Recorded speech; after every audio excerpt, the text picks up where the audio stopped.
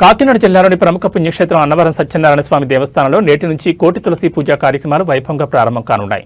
లోక కళ్యాణార్థం దేవస్థానం 10 రోజుల పాటు అంటే ఈ నెల 15వ తేదీ ఆదివారం వరకు ఈ విశిష్ట పూజలు నిర్వహించనుంది. ప్రతిరోజు ఉదయం 8 గంటలకు, మధ్యాహ్నం 2 గంటలకు కోటి తులసి పూజతో పాటు రుద్రాభిషేకం, చతుర్వేద పారాయణ, నక్షత్ర జపాలు వంటి ప్రత్యేక క్రతువులు జరుగుతాయి. భక్తులు 1500 రూపాయల రుసుము చెల్లించి ప్రత్యక్షంగా లేదా పరోక్షంగా ఈ పూజలో పాల్గొనొచ్చు. అలాగే 50,000 రూపాయలు చెల్లించిన దాతలకు 10 రోజుల పాటు వారి కుటుంబ సభ్యుల పేర్లపై పూజలు నిర్వహించి స్వామివారి తీర్థ ప్రసాదాలను అందజేస్తామని దేవస్థానం అధికారులు తెలిపారు.